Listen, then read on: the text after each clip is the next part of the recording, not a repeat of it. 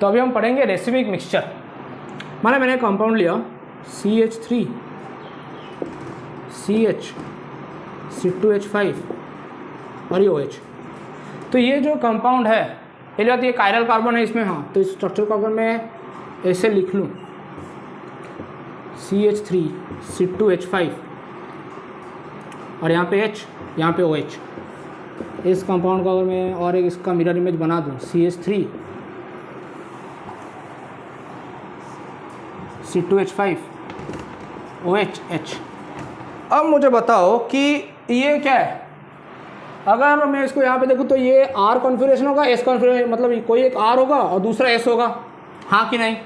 अगर मैं इसे बता दूँ तो यहाँ पे हॉरिजॉन्टल है तो OH से C2H5 पे जाएगा, इसका मतलब क्या होगा, ये वाला हो गया S और ये हो गया R, ठीक है। मतलब ये दोनों कंपाउंड क्या है, एनांशोमर है। एनांशोमर मतलब ये दोनों ऑप्टिकल एक्टिव है, सेपरेटली ऑप्टिकल एक्टिव है। दोनों कंपाउंड मिलाने के लिए बोलने ये कंपाउंड भी ऑप्टिकल एक्टिव है, ये भी ऑप्टिकल एक्टिव है, ठीक है। लेकिन ऑप्टिकल एक्टिव आर और कॉन्फिगरेशन चेक कर सकते हो। लेकिन अगर मान लो क्वेश्चन में दिया हुआ है कि ये, मान लो मैंने इसलिए कि ये प्लस रोटेशन कर रहा है, मतलब क्लॉक वाइज प्लस कर रहा है, और ये जो क्या ये डेस्ट्रो डी और इसको मैंने दिया माइनस और एल। तो जो डेस्ट्रो लाइवो रोटेटरी होता है ना, वो एक्सपेरिमेंटल होता है। वो तुम लोग आर और एस कॉन्फिगरेशन नहीं बता सकते कि आर मतलब आर, अगर क्लॉक अगर आर होगा तो डी होगा, नहीं। अगर आर होते हुए भी अगर ये एल, अगर पीपीएल लाइट को ये एंटी क्लॉक रोटेट कर रहा है तो ये एल ही होगा, लाइवो रोटेटरी बोलोगे इसको। ये डी एंड एल, जो स्मॉल डी स्मॉल एल, ये सब एक्सपेरिमेंटल होता है। आर और एस से तुम लोग चेक कर सकते हो ऑप्टिकल एक्टिव है या ऑप्टिकल एक्टिव नहीं है, वो चेक कर सकते हो तुम लोग। लेकिन पीपीएल लाइट तुम चेक कर सकते हो कि पीपीएल लाइट अगर रोटेट हो रहा है, किस डायरेक्शन में रोटेट हो रहा है। पीपीएल लाइट से तुम लोग ये भी चेक कर सकते हो कि ऑप्टिकल एक्टिव है कि नहीं, वो तो चेक कर ही सकते हो। लेकिन आर और एस से भी चेक कर सकते हो। लेकिन तुम लोग वो डेस्ट्रो रोटेटरी होगा या लाइवो रोटेटरी होगा, ये तुम लोग एक्सपेरिमेंट से ही चेक कर सकते हो। आर और एस के थ्रू से तुम लोग नहीं बता सकते कि वो डेस्ट्रो रोटेटरी होगा या लाइवो रोटेटरी होगा। समझ में आया। अगर मैं इन दोनों कंपाउंड को लिख लूँ, अगर मैं इसे कंपाउंड ए दूँ और कंपाउंड बी, और मैं A प्लस बी, तो ये क्या है, रेसिमिक मिक्सचर। मतलब तुम लोग जो पढ़ते हो इसको क्या बोलते हो, रिटेंशन। इसको क्या बोलते हो, इन्वर्जन। एक कंपाउंड में अगर दोनों रिटेंशन इन्वर्जन हो तो इसे क्या बोलते हो, रेसिमिक मिक्सचर। लेकिन ये जो रेसिमिक मिक्सचर है ना, ये दोनों का जो कंपाउंड अगर मिला लोगे तो ये हमेशा ऑप्टिकली इनएक्टिव होगा, याद रखना। क्यों, यहाँ पे POS आ सकता है। समझ, अगर इन दोनों कंपाउंड मिला तो वहाँ पे POS आ जाएगा। इसीलिए कंपाउंड मिलाना मतलब इन दोनों कंपाउंड एक साथ जोड़ना है, बस एक के ऊपर एक को रखना है, बस उसके बाद POS आ सकता है। समझ में आया। तो A प्लस बी दोनों रेसी, अगर वो दोनों A प्लस बी दोनों रेसिमिक मिक्सचर होंगे अगर मिला लोगे तो, और वो हमेशा ऑप्टिकली इनएक्टिव ही शो करेगा। तो ये था तुम लोगों का क्या, रेसिमिक मिक्सचर। समझ में आया। और यहाँ पे लिख सकते हो तुम लोग, racemic mixture is optically inactive due to external compensation.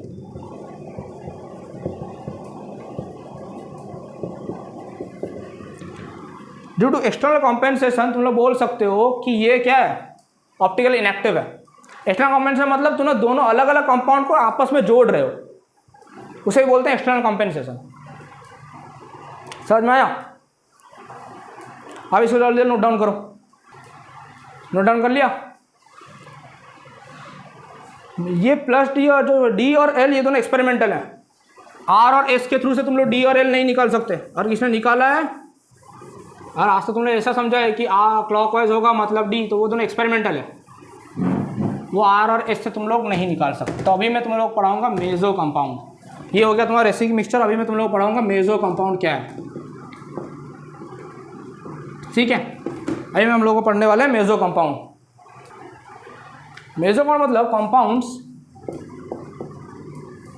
लिख लेता हूँ अच्छे से, compounds having POS and chiral carbon.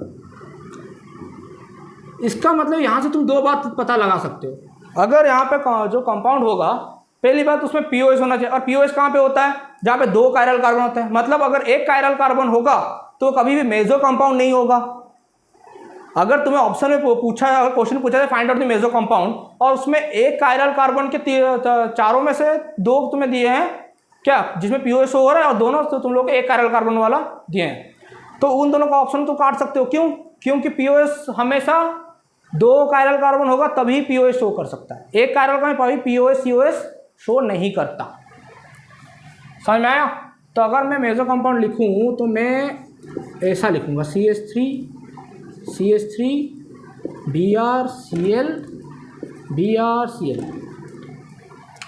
तो ये हो गया क्या तुम्हारा, दोनों कायरल है, हाँ ये भी कायरल है, हाँ ये भी कायरल है। उसके बाद पीओएस, बी से काटोगे तो पीओएस भी शो कर रहा है, तो ये मेजो कंपाउंड, तो ये क्या बोलोगे इसको, मेजो कंपाउंड।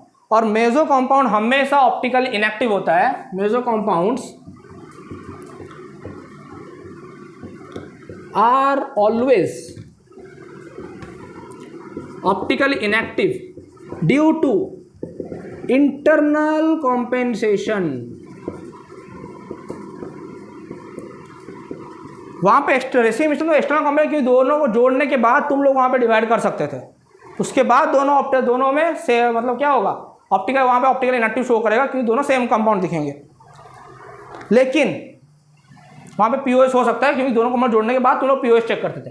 यहाँ पे कंपाउंड में जोड़ोगे नहीं, यहाँ पे तुम लोग का जो कंपाउंड है उसी में तुम लोग पीओएस देखोगे, उसी में तुम लोग का पीओएस अगर निकल गया तो मतलब क्या होगा, वो मेजो कंपाउंड और मेजो कंपाउंड में, मैं भी क्या बोल रहा हूँ सॉरी भूल जाओ, हाँ मेजो कंपाउंड में और पीओएस और कायरल कार्बन दोनों हो, मतलब 2 कायरल कार्बन और पीओएस होना चाहिए, मतलब ऑप्टिकल इनएक्टिव होगा। और पीओएस का इंटरनल मतलब एक ही कंपाउंड को काट रहे हो, 2 कंपाउंड को जोड़ नहीं रहे हो, जो अगर 2 कंपाउंड जोड़ने के बाद काटोगे इसका मतलब वो एक्सटर्नल कॉम्पेंसेशन हो गया। एक ही कंपाउंड के बीच में से काट रहे हो और वो क्या शो कर रहा है, पीओएस शो कर रहा है, मतलब इंटरनल कॉम्पेंसेशन है वो। क्लियर हो गया? ये था तुम्हारा मेजो कंपाउंड। अभी तुम लोग और मैं पूछूं फाइंड, इसमें क्वेश्चन देता हूँ, पहले इसे नोट डाउन करो, तब तक मैं पानी पी के आता हूँ। पीओएस से चेन में और रिंग में भी तो होगा पीओएस। मान लो मैंने एक रिंग स्ट्रक्चर दे दिया तुम लोगों को, मिथाइल यहाँ पे दे दिया और एक मिथाइल यहाँ पे दे दिया, ठीक है, तो यहाँ पे भी तो पीओएस है और ये दोनों कायरल कार्बन है, मतलब 2 कायरल होंगे उसके साथ पीओएस होना चाहिए, तो ये भी मेजो कंपाउंड हो गया। क्यों? इसको बीच से काटोगे तो पीओएस शो करेगा, उसका ये दोनों कायरल है। समझ में आया? तो ये था तुम लोगों क्या, मेजो कंपाउंड। चलो मेजो कंपाउंड तुम लोगों का कंप्लीट हो गया। अब मैं तुम लोग अगर मान लो एक कायरल कार्बन दिया होगा सवाल में,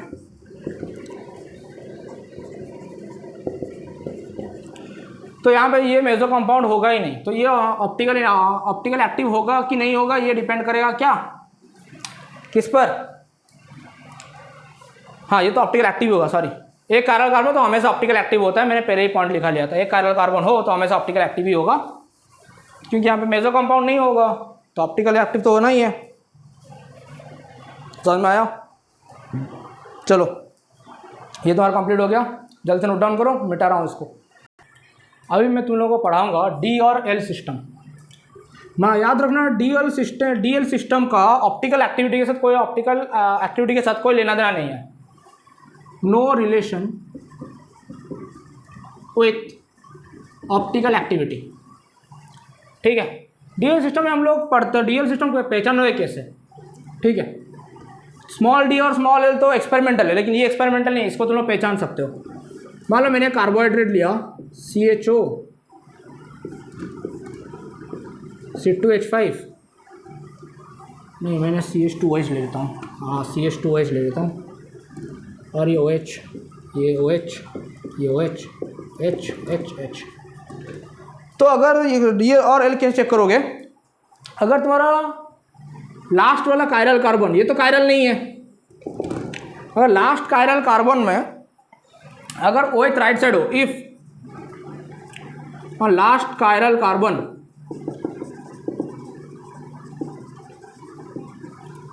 OH is on right side, then D, अगर OH लेफ्ट साइड, मतलब मैंने ऐसा स्ट्रक्चर बना लिया CHO CH2 OH OH H H OH H OH, अगर लास्ट वाला कायरल कार्बन में तुम्हारा OH लेफ्ट साइड में हो तो ये क्या, इसको क्या बोलोगे, एल सिस्टम। हाँ याद रखना, इसका किसी को इसका रिलेशन नहीं है ऑप्टिकल एक्टिविटी से, लेकिन डी और एल सिस्टम में पढ़ा रहा था तो डी एल रिलेशन समझा दिया, small D small L capital D capital L. ठीक है, अगर राइट साइड में लास्ट में राइट साइड में ओ एच होगा तो डी, अगर लेफ्ट साइड में ओ एच होगा तो एल। तो बस इसमें इतना ही जानना है। ठीक है, और एक वैसा ही सिस्टम और एक है Li3O और 3O का, पढ़ा होगा पहले। Li3O और क्या है 3O, इसका भी कोई रिलेशन नहीं है किसके साथ, optical activity, no relation with optical activity. अगर सिमिलर ग्रुप्स हैं, अगर OH दो OH ग्रुप, अगर AOH ग्रुप सेम साइड पे हो, सेम साइड में हो तो Li3O, सिर्फ OH नहीं, अगर सिमिलर ग्रुप भी सेम साइड में हो तो Li3O, अदरवाइज OH नहीं। और सिमिलर ग्रुप सेम साइड में हो तो Li3O, अदरवाइज 3O।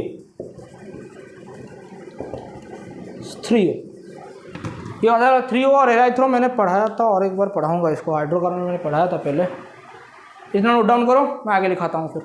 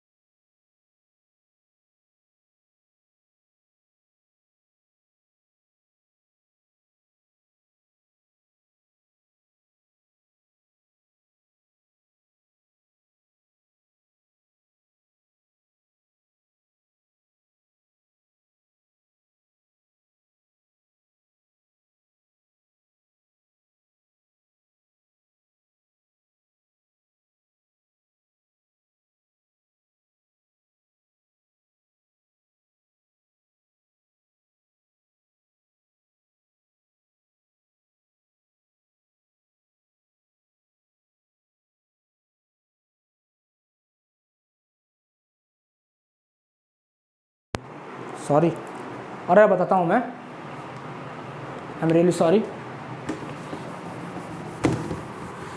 इसको मिटाता हूँ और एक बार आमीन इन्वर्जन बताता हूँ। ये माइक्रोफोन ऑफ हो गया था मेरा। आमीन इन्वर्जन कब से ऑफ है पता नहीं। तो आमीन इन्वर्जन हम लोग को ये होता क्यों है, occurs due to repulsion. Repulsion के कारण होता है। हमें मतलब एक नाइट्रोजन होगा, नाइट्रोजन के ऊपर एक लोन पेयर और 3 डिफरेंट ग्रुप होंगे, R1, R2, R3। इसका इंक खत्म हो गया। अब मुझे बताओ ये नाइट्रोजन कायरल है, हाँ। sp3 है, हाँ।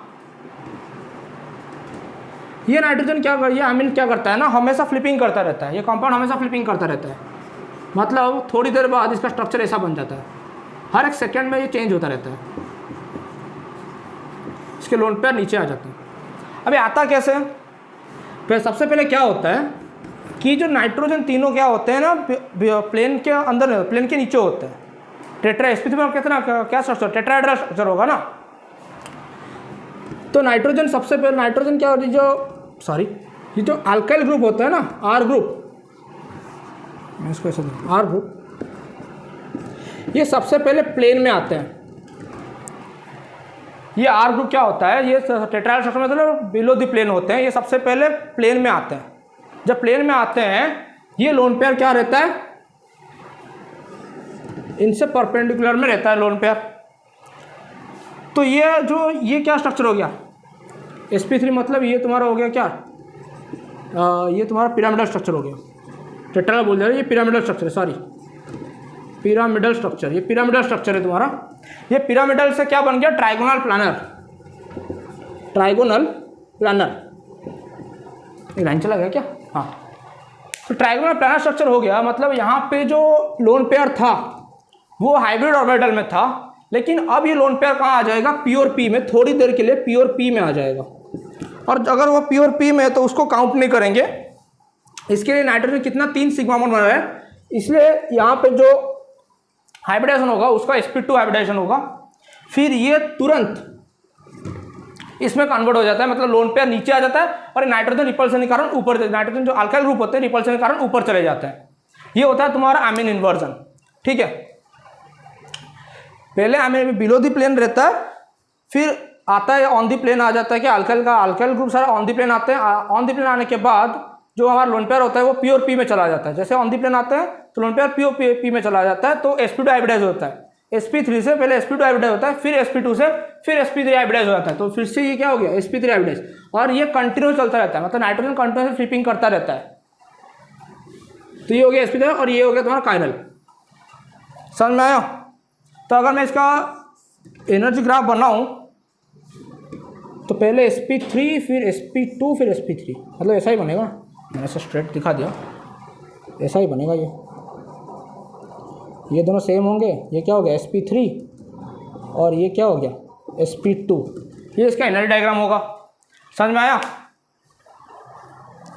तो ये दोनों हो गए sp3, ये दोनों, और बीच वाला जो हाइब्रिड जो बीच वाला जो इंटरमीडिएट फॉर्म हुआ वो sp2 हो गया, ये इंटरमीडिएट है।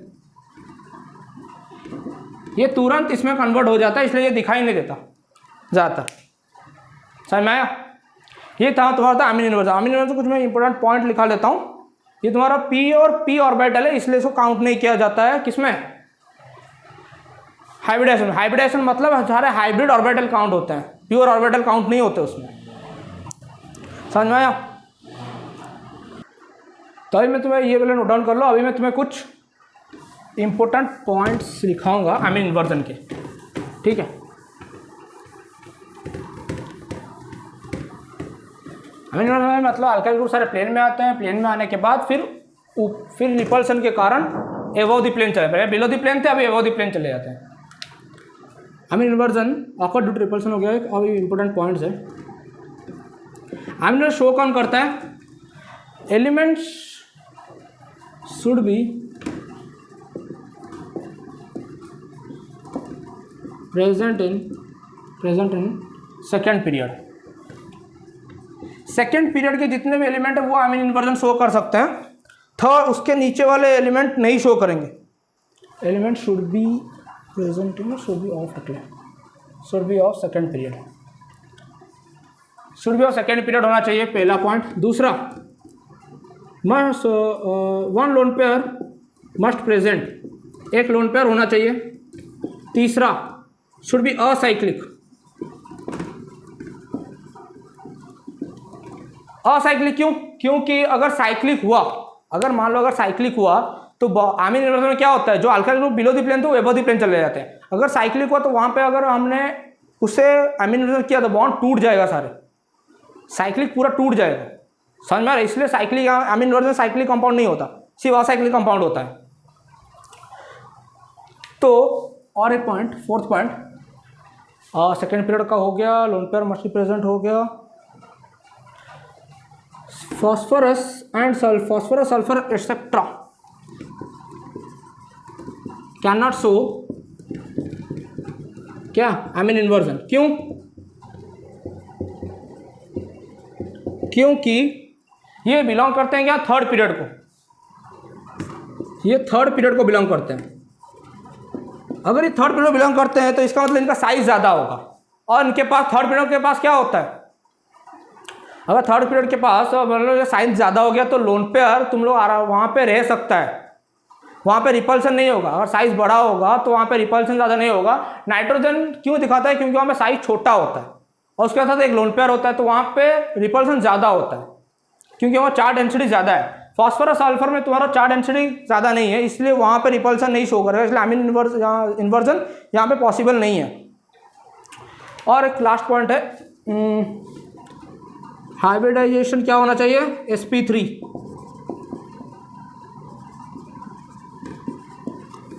उसके बाद और एक पॉइंट लिख लो, शो ऑप्टिकल इनएक्टिविटी। ये हमेशा ऑप्टिकल इनएक्टिव शो करता है, ठीक है, क्योंकि ये ऑप्टिकल इनएक्टिव शो करता है, बताता हूँ ऑप्टिकल, ऑप्टिकल इनएक्टिव क्यों शो करता है, एक सेकंड रुको। ये ऑप्टिकल इनएक्टिव क्यों होते हैं, क्योंकि ये कंपाउंड सारे नॉन रिजॉल्वेबल होते हैं, क्योंकि ये सेपरेट नहीं कर सकते, हम इस कंपाउंड को सेपरेट नहीं कर सकते, इसीलिए ये नॉन रिजॉल्वेबल मतलब सेपरेट कर सकते हैं उस कंपाउंड को, नॉन रिजॉल्वेबल है, इसलिए ये ऑप्टिकली हमेशा ऑप्टिकली इनएक्टिव शो करता है। समझ में आया? तो ये था तुम्हारा आमीन इन्वर्जन। अब मैं तो आमीन इन्वर्जन को सवाल देता हूँ, तुम्हें चेक करना है कि वो आमीन इन्वर्जन शो करता है कि नहीं करता। जल्द से नोट डाउन करो इसे। तो तुम्हें यहाँ पे पता, मैंने चार क्वेश्चन है, तुम्हें यहाँ पे पता लगाना है कि आमीन इन्वर्जन शो करता ही नहीं। पहले वाला मैं करा देता हूँ। पहली बात कायरल है कि ना कायरल है, पहली बात ये नाइट्रोजन कायरल है। दूसरी बात सबसे पहले क्या चेक करोगे, यहाँ पे लोन पेयर है, हाँ है। उसके बाद sp3 हाइब्रिडाइजेशन है, हाँ है। क्या बिलोंग टू सेकेंड पीरियड है, सेकेंड बिलोंग करता है, हाँ बिलोंग करता है, इसलिए यस ये अमीनो शो करेगा। उसके बाद सल्फर, ये किसे थर्ड पीरियड को बिलोंग करता है, तो यहाँ पे ये शो नहीं करेगा आमीन इन्वर्जन। यहाँ पे लोन पेयर है, हाँ, नाइट्रोजन सेकेंड पीरियड को बिलोंग करता है, हाँ, लेकिन ये असाइक्लिक है, साइक्लिक है। अगर साइक्लिक है तो नो, क्यों, अगर यहाँ पे अमीनो शो होगा तो बॉन्ड टायर टूट जाएंगे यहाँ पे। अब यहाँ पे मुझे बताओ, यहाँ पे नाइट्रोजन पे लोन पेयर है, हाँ है, लेकिन हाइब्रिडेशन क्या है इसका, एक सिग्मा यहाँ पे किसके साथ, कार्बन के साथ एक सिग्मा बन रहा है, एक पाई बन रहा है। पाई बॉन्ड को तो काउंट नहीं करते हम लोग हाइब्रिडेशन में, सिग्मा बॉन्ड को काउंट करते हैं। तो नाइट्रोजन के साथ एक कार्बन बना रहा है, एक सिग्मा, और एक नाइट्रोजन से हाइड्रोजन एक सिग्मा बना रहा है, मतलब दो सिग्मा और एक लोन पेयर। इसका मतलब क्या है, sp2 हाइब्रिडाइज। लेकिन आमीन इन्वर्जन के लिए क्या चाहिए, sp3 हाइब्रिडाइजेशन, इसके लिए ये भी शो नहीं करेगा। समझ में आया? मैंने नो इसलिए दिया तो मतलब पता लग सके तुम लोगों को कि किसमें आमीन इन्वर्जन शो नहीं करता। साइक्लिक में नहीं करता। उसके बाद सेकंड पीरियड, थर्ड पीरियड और सेकंड पीरियड से अगर और कुछ अलग थर्ड पीरियड का हो या फोर्थ पीरियड एलिमेंट हो, उसमें आमीन इन्वर्जन नहीं शो करेगा। और हाइब्रिडाइजेशन चेक करना, अगर sp3 के अलावा कुछ भी हाइब्रिडाइजेशन हो तो वहाँ पे शो नहीं करेगा आमीन इन्वर्जन। ये था तुम्हारा टोटल आमीन इन्वर्जन। और आमीन इन्वर्जन क्यों होता है, ड्यू टू रिपल्सन। समझ में आ गया, लोन पेयर रिपल्सन के कारण आमीन इन्वर्जन होता है। तो ये था तुम्हारा आमीन इन्वर्जन। अभी मैं तुम्हें पढ़ाऊंगा, अभी मैं तो कुछ इंपॉर्टेंट पॉइंट लिखा लेता हूँ, ठीक है, ऑप्टिकल एक्टिविटी के ऊपर। उसके बाद हम लोग चलेंगे ऑप्टिकल आइसोमरिज्म चेक कैसे करेंगे, कैलकुलेट कैसे करेंगे उसके ऊपर, ठीक है। जल्द से नोट डाउन करो। पहला पॉइंट मैं लिख रहा हूँ, chiral centre is not essential for optical activity. पहला पॉइंट का मतलब है यही है। तुमने अभी तक इसका बताता हूँ ये क्या होता है, हाँ ठीक है। कायरल सेंटर अगर हो या ना हो, ऑप्टिकल एक्टिविटी वो एसेंशियल नहीं है कि वो ऑप्टिकल एक्टिव बताए। अगर कायरल सेंटर हो तो भी ऑप्टिकल एक्टिव होगा, नहीं भी हो सकता है। मान लो एक कायरल सेंटर है, मैंने बोला एक कायरल कार्बन है तो हमेशा ऑप्टिकल एक्टिव। अगर दो कायरल कार्बन हो और वहाँ पे POS COS आ जाए तो ऑप्टिकल इनएक्टिव हो गया ना। कायरल कार्बन कायरल सेंटर तो है, लेकिन वहाँ पे POS COS भी तो आ रहा है। तो अगर दो कायरल सेंटर आ गए तो वहाँ पे तुम लोग चेक कैसे करोगे, POS COS से optical activity optical inactive check करते हो। तो कायरल का सेंटर हो या ना हो वो एसेंशियल नहीं है ऑप्टिकल एक्टिविटी के लिए। अभी और एक चीज़ बताता हूँ, ये सब में डाउट रहता है सबका। ऑप्टिकल एक्टिव कंपाउंड्स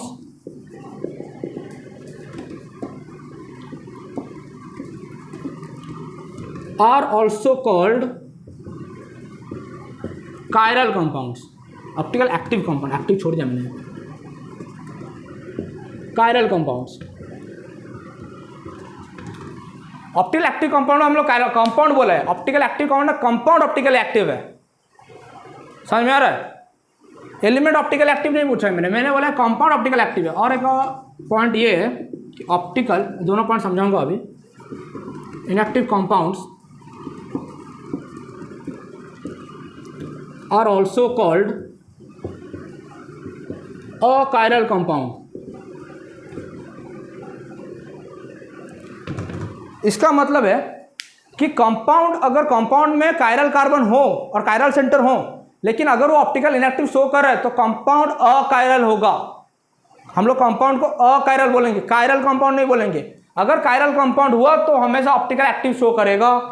अगर उसमें कायरल सेंटर है लेकिन वहाँ पे पीओएस सीओएस आ रहा है, मतलब ऑप्टिकल इनएक्टिव हो गया। ऑप्टिकल इनएक्टिव मतलब तुम लोग उस कंपाउंड को क्या बोलोगे? Achiral compound. कायरल कंपाउंड नहीं बोलना। मतलब मैंने अगर एग्जांपल दिया, मैं 2 दिए HOH, मैंने CH3 दिया, यहाँ पे CH3 दिया, ये दोनों कार्बन तो यहाँ पे कायरल है, लेकिन यहाँ पे पीओएस भी तो शो कर रहा है। मतलब ये कंपाउंड क्या है? ऑप्टिकल इनएक्टिव कंपाउंड है, लेकिन यहाँ पे कायरल का कार्बन प्रेजेंट है। तो यहाँ पे पहला वाला पॉइंट समझ में आया, chiral centre is not essential for optical activity. Chiral centre हो या ना हो, ऑप्टिकल एक्टिविटी वो बता नहीं सकता। ऑप्टिकल कैसे चेक करेंगे? पीओएस और सीओएस से। अगर एक कायरल कार्बन हो तो ऑलवेज ऑप्टिकल एक्टिव होगा। क्यों? वहाँ पे पीओएस सीओएस नहीं होगा। समझ में आया? तो ये तुम्हारे 3 पॉइंट थे, इंपॉर्टेंट पॉइंट्स। और इसके लिए तुम लोग लिख सकते हो, अगर इसको ही लिख सकते हो कि भाई ऑप्टिकल एक्टिव हो, मतलब एक कायरल कार्बन ऑप्टिकल एक्टिव होता है। अगर एक से ज़्यादा कायरल कार्बन हो तो पीओएस, चेक पीओएस और सीओएस। बस तुम्हारे यहाँ पे कंप्लीट हो गया क्या? Optical activity. अभी तुम लोग मैं बताऊंगा कि how to calculate optical isomerism. तो मैं तुम्हें पढ़ाने वाला हूँ how to calculate optical isomerism. ठीक है, उसके कुछ केसेस हैं, एक एक करके केसेस पढ़ाता हूँ। हाउ टू कैलकुलेट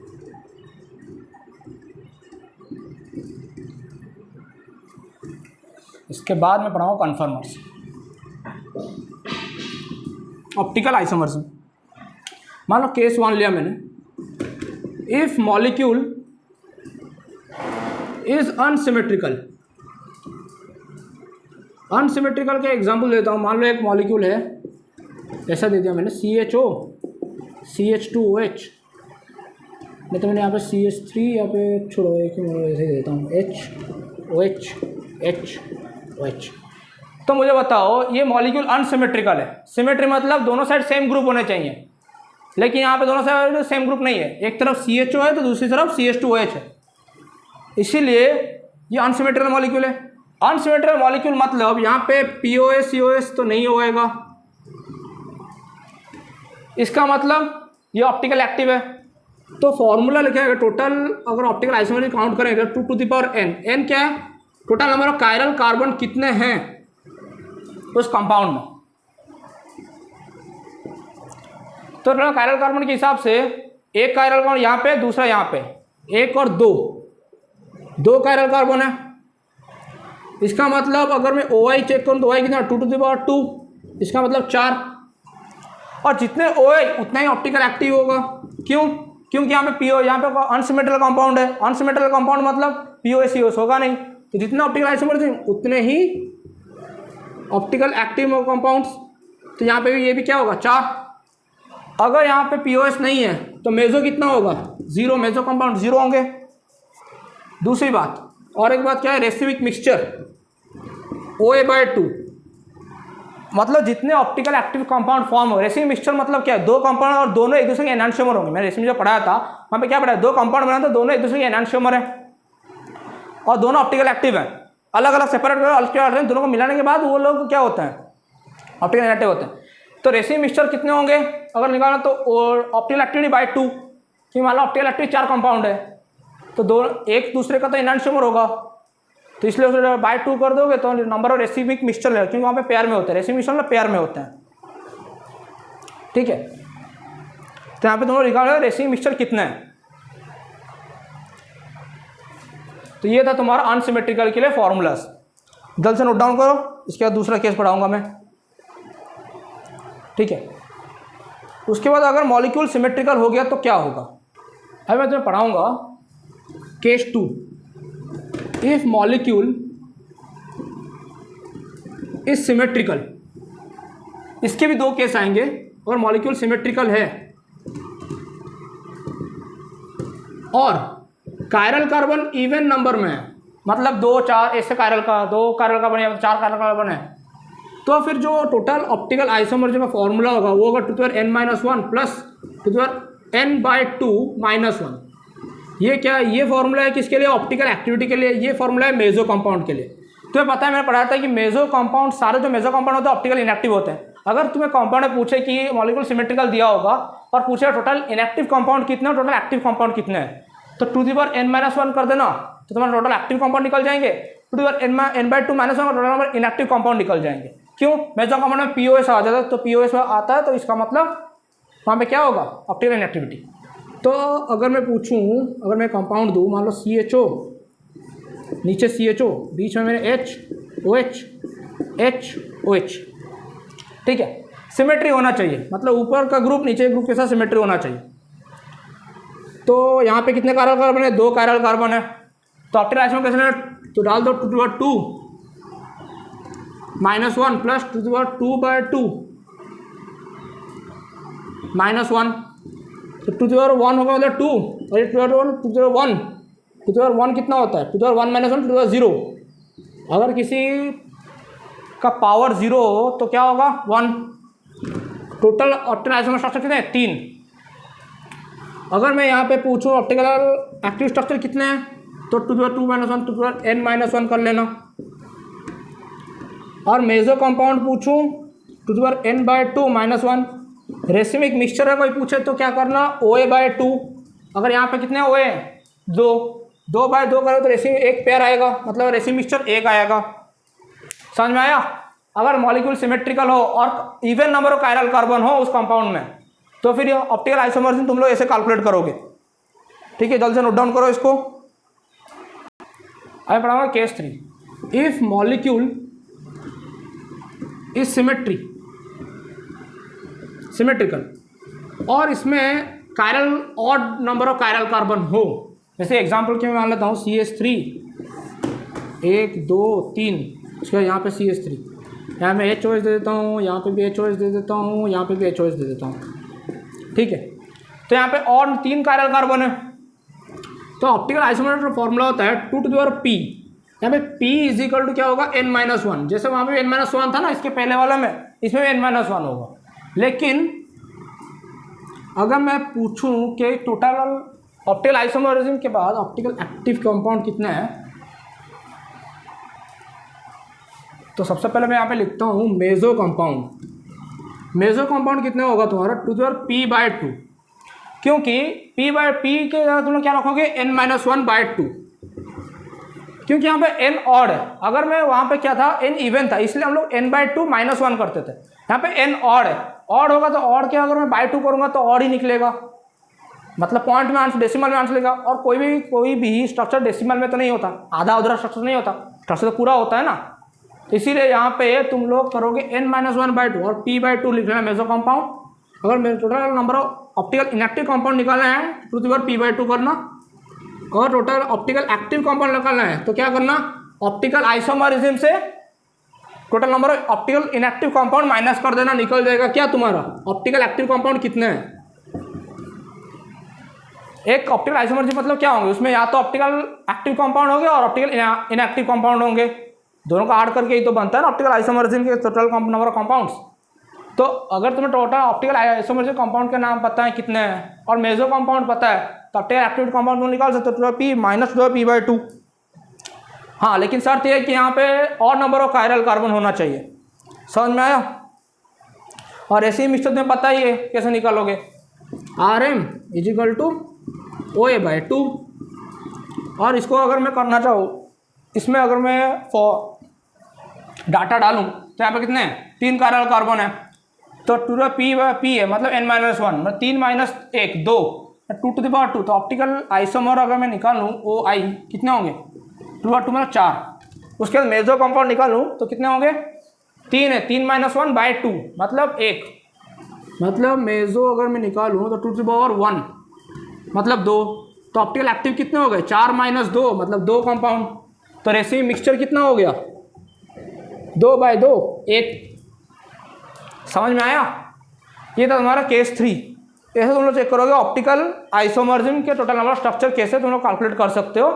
तीनों केस पढ़ा दिया। एक पहला आया, इफ मॉलिक्यूल अनसिमेट्रिकल होगा तो तुम्हारा क्या फॉर्मूला आएगा, टू द पावर n।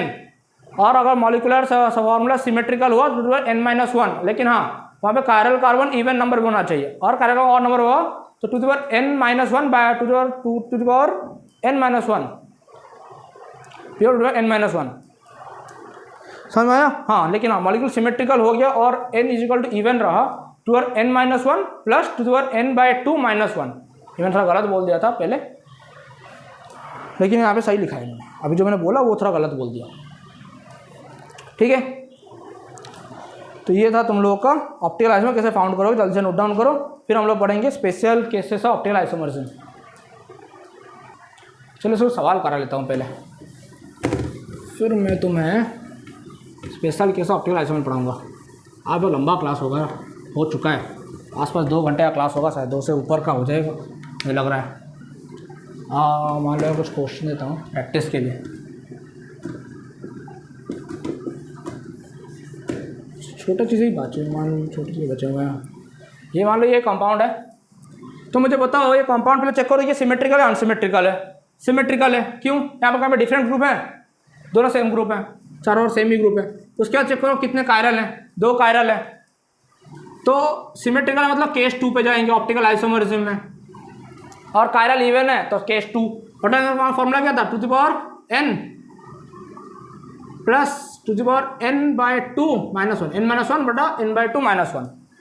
ठीक है, तो पहले यहाँ पे कायरल कार्बन कितने हैं, two the power 2-1 plus two the power 2/2-1 कितने हो गए, 2 प्लस ये 1, 3 हो गए। तो इसमें ऑप्टिकल एक्टिव कितने हैं, 2, ऑप्टिकल इनएक्टिव कितने हैं, और मेजो जो भी लिखना है तुम्हें 1। रेसिंग मिक्सचर कितने हो गए, 2/2, 1 निकल गया। तुम लोग ऐसे चेक करोगे, मैं तुम्हें कुछ होमवर्क दे दूंगा आज, तो वहाँ पे कर लेना। ठीक है, अब मुझे और पढ़ाना है, तो जल्दी से नोट डाउन करो। तो मैं तुम्हें पढ़ाऊँगा special cases of optical isomerism. पहला केस में लेता हूँ क्यूमुलेंट्स। क्यूमुलेंट मतलब इवन नंबर ऑफ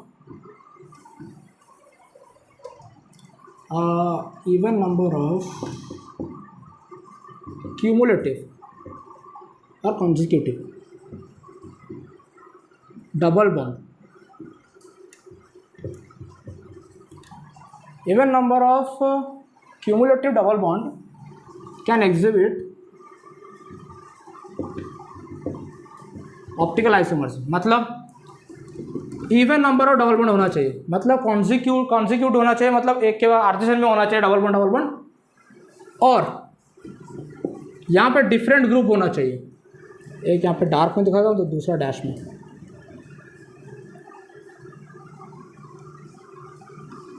मतलब दोनों ऑन द प्लेन होना चाहिए, और एक जो उसका artisan carbon double bond carbon पर जो ग्रुप है वो अबव द प्लेन होगा, एक बिलो द प्लेन होगा, और दोनों ग्रुप डिफरेंट होने चाहिए। अगर डिफरेंट होगा तो ही ऑप्टिकल आइसोमरिज्म वो बियर करेगा, नहीं तो ऑप्टिकल आइसोमरिज्म शो नहीं करेगा।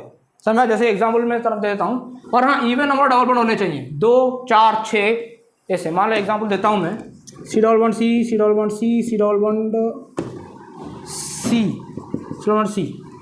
ठीक है, यहाँ पे मैंने दे दिया Cl, यहाँ पे दे दिया OH, यहाँ पे मैंने दे दिया Br, यहाँ पे दे दिया मैंने क्या CH3। तो ये दोनों ग्रुप डिफरेंट है, हाँ, ये दोनों ग्रुप डिफरेंट है, हाँ। उसके बाद even number of double bond है, 1, 2, 3, 4, 4 डबल बॉन्ड है। इसका मतलब ये ऑप्टिकल आइसोमरिज्म बियर करेगा, इसमें ऑप्टिकल आइसोमरिज्म ये बियर करेगा। समझ में आया? तुम लोग ऐसे चेक करोगे, ये है क्यूमुलेंट्स। क्यों? मतलब even number of double bond can exhibit OI, consecutive double bond और आर्टिशन डबल बॉन्ड। समझ में आया? मैं इसे मिटा रहा हूँ, अभी मुझे पढ़ाना है। तो अभी और एक स्पेशल केस है, वो है स्पाइरेन, उसके बाद बाइफेनाइल, बस फिर ख़त्म। फिर ऑप्टिकल आइसोमरिज्म कंप्लीट। उसके बाद मुझे कॉन्फर्म में पढ़ाना है, आज कंप्लीट करूँगा जैसे भी हो जाए। अभी दूसरा केस पढ़ाऊँगा, वो है स्पाइरेन। स्पाइरेन का मतलब even number of cumulative rings क्यूमू एम डबल बंड होगा, M double M cumulatives, even number of cumulative rings can exhibit optical isomerism. मतलब मान लो मैंने एक रिंग बनाया ऐसे, ये जो रिंग होता है ना एक प्लेन में होता है और दूसरा ऐसा होता है, मतलब उस रिंग के परपेंडिकुलर होता है, समझ में आया। एक जो रिंग होता है ना वो देख, जैसे तुम लोग वहाँ पे सी डबल बॉन्ड सी ना, सी डबल बॉन्ड सी जो क्यूमुलेटिव लगते थे, क्यूमुलेटिव में क्या दोनों जो डबल बॉन्ड होते थे वो एक प्लेन में होते थे, इसीलिए हम लोगों को क्या करना पड़ा कि वो जो ग्रुप्स लगे हैं उसके साथ अटैच हुए हैं, उन एक ग्रुप को पूरा प्लेन में रखना पड़ा और एक ग्रुप को above the plane below the plane रखना पड़ा। लेकिन स्पाइरल में क्या होता है, एक जो रिंग होता है तुम्हारा वो ऑन द प्लेन में होता है और दूसरा रिंग क्या होता है, ऐसा होता है, मतलब उससे परपेंडिकुलर, मतलब एबव द प्लेन, और उसका दूसरा साइड बिलो द प्लेन होता है। और उसमें जो ये होते हैं क्या बोलते हैं, जो ग्रुप्स होते हैं वो ऑन द प्लेन में ही होते हैं। मान मैं दिखाता हूँ, इसको मैं डार्क डैश में दिखाता हूँ और इसको थोड़ा सा डार्क बनाता हूँ, ठीक है, समझ जाना। ये डैश है और ये वाला डार्क है, समझ गया, ऐसे बनता है। यहाँ पे ए बी दोनों डिफरेंट ग्रुप होने चाहिए और यहाँ पे एक्स और वाई हम लोग ने प्लेन में दिखाते हैं, समझ में आया। तो वहाँ पे क्या था ना, वहाँ पे तुम लोग का ग्रुप था वो एबव द प्लेन था, यहाँ पे तुम्हारा रिंग होगा वो above the plane below the plane होगा, मतलब रिंग यहाँ पे ट्विस्ट होकर रहेगा। तो ये था तुम्हारा स्पाइरल। लेकिन हाँ स्ट्रक्चर की इवन नंबर ऑफ रिंग होना चाहिए, लेकिन हम लोग जब एग्जाम लेटर लिखते हैं तो वो लोग ऐसे डार्क डैश नहीं बनाते, वो डायरेक्ट दे देते हैं ऐसे, मतलब वो क्या करते हैं वो सब ऑन द प्लेन ही दिखा देते हैं, लेकिन एक्चुअली ऑन द प्लेन होता नहीं है। एग्जामिनर ऐसे लिख देता है एक्स वाई और यहाँ पे ए बी, समझ गए। तो ऐसे बनाता है, इसका मतलब ये नहीं कि दोनों ऑन द प्लेन है, एक ऑन द प्लेन है दूसरा एबव और बिलो द प्लेन है, समझ में आया। तो ये हो गया स्पाइरल और ये ऑप्टिकली एक्टिव होगा, ऑप्टिकल आइसोमरिज्म बियर करेगा, एग्जिबिट ऑप्टिकल आइसोमरिज्म बियर करेगा। लेकिन अगर 3 रिंग होते तो ऑप्टिकल आइसोमरिज्म बियर नहीं करता वो, और वो स्पाइरल भी नहीं होता। स्पाइरल तब होगा जब अगर वो उसमें इवन नंबर ऑफ रिंग होंगे तभी उसे स्पाइरल बोलेंगे, और नंबर रिंग हो तो उसे स्पाइरल नहीं बोलेंगे हम लोग, समझ में आया। तो तुम्हारा स्पाइरल हो गया। अब मैं तुम्हें पढ़ाऊंगा बाइफेनाइल, और हाँ चारों ग्रुप डिफरेंट होने चाहिए, A B and X Y, ये जो ग्रुप सारे हैं ना वो चारों ग्रुप डिफरेंट होंगे। ऐसा नहीं है कि ए के साथ ए और एक्स सेम होंगे, नहीं ऐसा नहीं है, चारों ग्रुप अलग अलग होंगे, क्योंकि ऑप्टिकल आइसोमरिज्म में चारों अलग अलग ग्रुप होंगे तभी ही ऑप्टिकल आइसोमरिज्म शो करेगा। अगर सेम ग्रुप हो गए तो वो ज्योमेट्रिकल आइसोमरिज्म शो करता है ना। फिर तो आखिरी वाला पढ़ेंगे अभी क्या, बाइफेनाइल। बाइफेनाइल में क्या होता है, बाइफेनाइल का मतलब तुम सीधा से समझ दो, 2 फेनाइल ग्रुप होंगे। मान लो मैंने एक ऐसा फेनाइल लिख लिया और ये वाला ऐसे लिख लिया, ठीक है। यहाँ पे ए एंड बी ग्रुप होंगे, यहाँ पे एक्स और वाई। तुम लोग ये देखना है कि ये बाइफेनाइल मतलब तुम्हें अभी क्या एक ही प्लेन में दिख रहा है, तो यहाँ पे जो ए बी और एक्स वाई जो ग्रुप लगेंगे वो बल्की ग्रुप होने चाहिए। बल्की ग्रुप होगा तो रिपल्शन के कारण क्या होगा, एक तो ये जो फेनाइल है ना वो प्लेन में आ जाएगा, लेकिन ये फेनाइल क्या होगा अपना रिपल्शन के कारण उससे वो थोड़ा बेंड हो जाएगा। बेंड होगा मतलब क्या होगा, उससे परपेंडिकुलर हो जाएगा। एक फेनाइल प्लेन में है और दूसरा फेनाइल ऐसा हो जाएगा, और अगर ये फेनाइल अगर ट्विस्ट हो गया, परपेंडिकुलर हो गया, तब यहाँ पे क्या होगा ना ऑप्टिकल आइसोमरिज्म आ जाए। कैसे आएगा, ऑप्टिकल आइसोमरिज्म, ऑप्टिकल एक्टिविटी यहाँ पर शो होगा। क्यों, अगर एक प्लेन में होते तो अगर उसको हम लोग पीओएस कर सकते थे, लेकिन अलग अलग प्लेन में होंगे तो वहाँ पीओएस तो और सीओएस नहीं आ पाएगा। इसीलिए वो अगर अलग अलग प्लेन में होंगे तो ऑप्टिकल एक्टिव होगा, अगर सेम प्लेन में आ जाएंगे तो ऑप्टिकल इनएक्टिव। समझ में आया। लेकिन शर्त है ए बी और एक्स वाई डिफरेंट ग्रुप होने चाहिए, दो चारों के चारों, और चारों बल्की ग्रुप होने चाहिए। मतलब कि कैसे बल्की ग्रुप होने चाहिए, बल्की ग्रुप के अंदर कौन कौन से आएंगे लिख लेता हूँ, NO2, SO3H, COOH, CHO, ये सब है ATC, ये सब बल्की ग्रुप में आएंगे। समझ में आया। और कुछ लिखा रहता हूँ और मैं बता देता हूँ कि ClBrIme नॉन बल्कियों का आएगा हाइड्रोजन TD ये सब HTD ये सब आएंगे क्या, और एक फ्लोरीन भी आएगा HTDF ये सब आएंगे नॉन बल्की में। अगर ये सब ग्रुप लगे होंगे तो वो जो कंपाउंड होगा ऑप्टिकल आइसोमर शो ही नहीं करेगा, समझ आएगा। तो चारों डिफरेंट ग्रुप होने चाहिए तभी ये क्या होगा, ये ट्विस्ट हो जाएगा। ये था तुम्हारा ऑप्टिकल आइसोमरिज्म का पूरा सारे स्पेशल केसेस। मैं अभी यहाँ पे रख रहा हूँ इसको, मैं और एक वीडियो बनाऊंगा जिसमें मैं सिर्फ कन्फर्म पढ़ाऊँगा, कन्फर्म कंप्लीट होगा, कंप्लीट हो जाएगा, ठीक है। ये शायद वीडियो 1 घंटा 40 मिनट का हो गया, ठीक है। मैं यहाँ पे रख रहा हूँ। इसमें अगर कोई डाउट हो तो मुझे कमेंट सेक्शन में बता देना, या तो मैसेज कर लेना या कमेंट्स में बता देना, ठीक है। चलो, जय हिंद।